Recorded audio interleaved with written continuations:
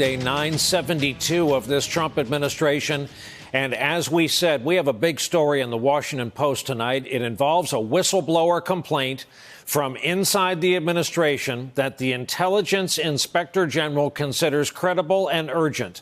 Tonight, the Post puts it this way, saying this whistleblower complaint involves President Trump's communications with a foreign leader. According to two former U.S. officials familiar with the matter, they go on to write Trump's interaction with the foreign leader included a promise that was regarded as so troubling that it prompted an official in the U.S. intelligence community to file a formal whistleblower complaint with the Inspector General for the intelligence community. This is obviously potentially explosive.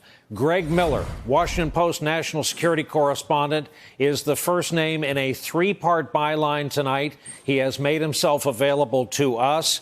Greg, what is the finite list of foreign leaders our president could have been talking to in this case? Well, this whistleblower complaint comes in the early part of August. And if you look through the White House records, Trump had interactions with about 4 or 5 foreign leaders in the weeks leading up to this complaint. Perhaps the most relevant one is a late July, end of July conversation with Vladimir Putin, in which the White House readout was very different from the Russian readout afterward, in which the Russian government indicated they saw some sort of progress toward restoring bilateral relations between the two countries.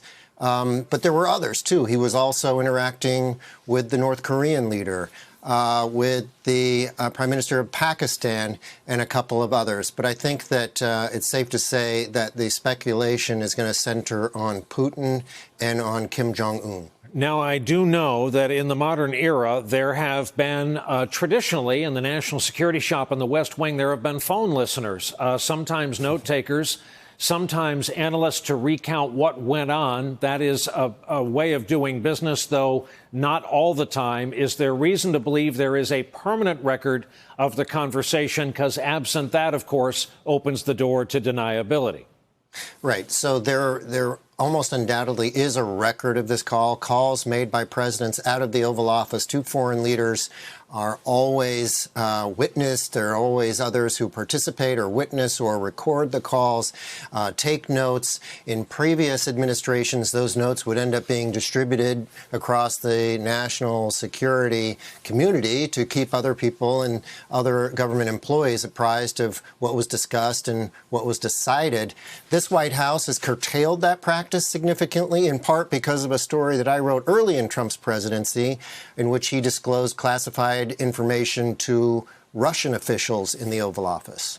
What is the short lesson on whistleblower laws? I know they are written for a reason, and that is the hope that no matter who the person and no matter how explosive the charge, it is supposed to, if it's working correctly, bubble up and make its way to the appropriate audience. And in this case, in this rare case, a first in the memory of veterans on Capitol Hill, this case has been blocked from being heard, correct?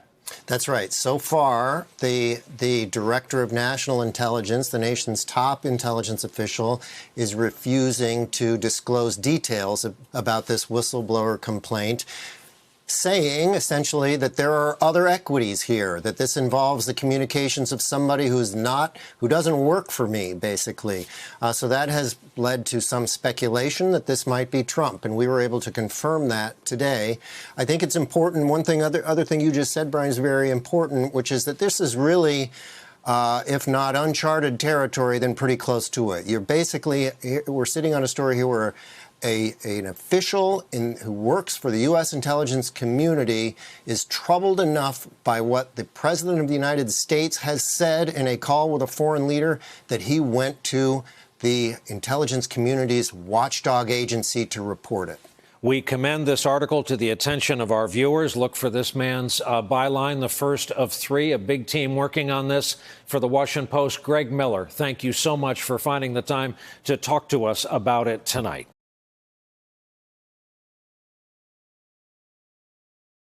Hey there, I'm Chris Hayes from MSNBC. Thanks for watching MSNBC on YouTube. If you want to keep up to date with the videos we're putting out, you can click subscribe just below me or click over on this list to see lots of other great videos.